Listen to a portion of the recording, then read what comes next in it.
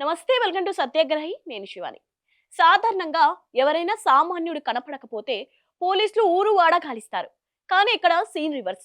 ఒక కేంద్ర మంత్రి అబ్బాయి మీద ఏకంగా పోక్సో కేసు నమోదైంది. చట్టం తన పని తాను చేసుకుపోవాలి కదా, కానీ ఇక్కడ చట్టం బ్రేక్ వేసుకొని కూర్చుంది. నిందితుడు ఏమో మిస్టర్ ఇండియా లాగా మాయమైపోయాడు. కేంద్ర హోంశాఖ సహాయ మంత్రి బండి సంజయ్ కుమారుడు సాయి భగీరథ్ అలియాస్ భగ్గి ఇప్పుడు ఎక్కడున్నారు? గాలిలో ఉన్నారా, పాతాళంలో ఉన్నారా, లేక అధికార పార్టీల నీడలో సేఫ్ గా ఉన్నారా?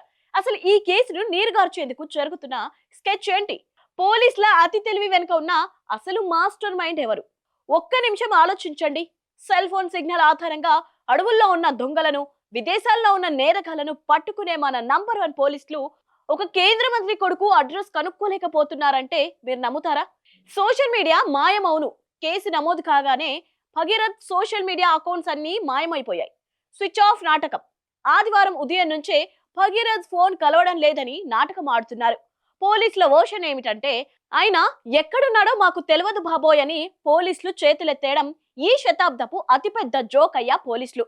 మీరు కనిపెట్టలేకపోతున్నారా, లేక కనిపెట్టకూడదని ఆర్డర్స్ వచ్చాయా?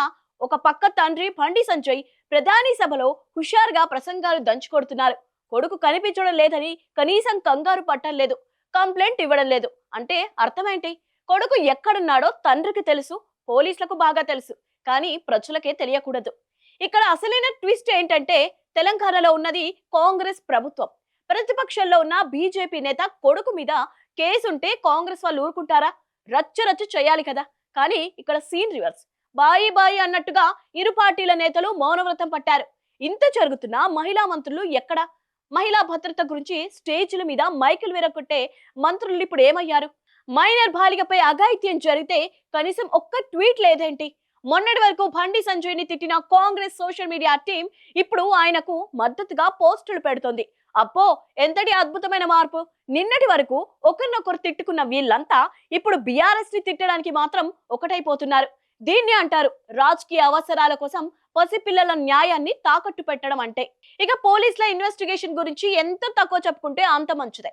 చట్టం ప్రకారం పోక్సో కేసులో బాధితురాలికి వెంటనే ఎఫ్ఐఆర్ కాపీ ఇవ్వాలి. కానీ మన పోలీసులు మాత్రం నిందితుడి తరపు లాయర్ కి ఎఫ్ఐఆర్ కాపీని పంపి సర్వీస్ చేశారట.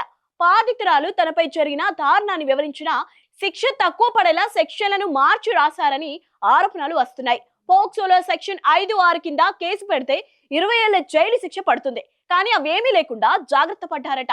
మెడికల్ టెస్ట్ వెనుక మర్మం ఏమిటి? మెజిస్ట్రేట్ ముందు స్టేట్మెంట్ రికార్డ్ చేయకముందే మెడికల్ టెస్ట్ చేయాలని బాధితులపై ఒత్తిడి చేశారట. ఎందుకు? రిపోర్ట్లను ముందే మేనేజ్ చేయడానికి. బాధితుల అమాయకత్వాన్ని ఆసరగా చేసుకుని న్యాయపద కోసం తెలియని వాళ్లతో సంతకాలు చేయించుకొని కేసును అట్టకెక్కించే ప్రయత్నం క్లియర్ గా కనిపిస్తోంది. కొత్త డీజీపీ సివి ఆనంద్ మహిళల రక్షణే ముఖ్యమని చెప్పారు. సార్, ఒకసారి ఈ కేసు ఫైల్స్ చూడండి. అక్కడ న్యాయం వెక్కి వెక్కి ఏడుస్తోంది. ప్రశ్నించే గొంతుకల మీద ఉక్కుపాదం మోపే వ్యవస్థ ఒక మంత్రి కొడుకు విషయంలో ఇంత మెతకగా ఎందుకు ఉంది? తండ్రి హోదాలో ఉన్న వ్యక్తి తన కొడుకు తప్పు చేస్తే శిక్ష అనుభవించాలని చెప్పాల్సింది పోయి ఆయనే స్వయంగా కొడుకుని దాచిపెట్టి రాజకీయ పలుకుబడితో కేసును మాఫీ చేయాలని చూడటం ఎంతవరకు సమంజసం? సోషల్ మీడియాలో నెటిజన్లు దుమ్మెత్తి పోస్తున్నారు. బండి భగీరథ్ ఎక్కడ అనే ప్రశ్న ట్రెండ్ అవుతోంది. పోలీసులు ఇప్పటికైనా ఒత్తిళ్లకు తలొంగకుండా నిందితుడిని పట్టుకుంటారా, లేక ఈ కేసు కూడా కాలగర్భంలో కలిసిపోతుందా? గుర్తుంచుకోండి, అధికారం శాశ్వతం కాదు, కానీ మీరు చేసే అన్యాయం చరిత్రలో నిలిచిపోతుంది. బాధిత మైనర్ బాలికకు న్యాయం జరిగే వరకు ఈ ప్రశ్నలు వస్తూనే ఉంటాయి. మరి దీనిపై మీ అభిప్రాయం ఏంటి? పోలీసులు నిజంగానే భగీరథ్ ని పట్టుకోలేకపోతున్నారా, లేక కావాలని వదిలేశారా? కాంగ్రెస్ బీజేపీ దోస్తీపై మీ కామెంట్స్ ఏంటో కింద తెలియచేయండి. ఈ వీడియో కనుక నచ్చినట్టయితే లైక్, షేర్ చేయండి. మరిన్ని అప్డేట్స్ కోసం మా ఛానల్ ని సబ్స్క్రైబ్ చేసుకోండి.